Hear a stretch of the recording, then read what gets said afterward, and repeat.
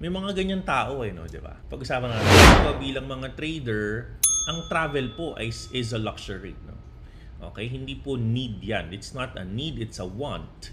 So, ang pinakamaling gagawin ng isang trader today is kung kayo ay magta-travel at iuutang nyo ang inyong pang-travel. Mali yun.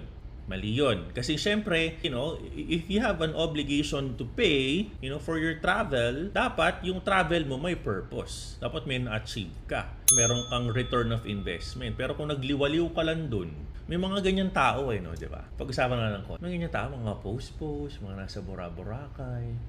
Mas marami yung utang no? Diba? Tapos yung mga nagpa-utang, sabi yung, ang sarap pitigin ng mukha nito.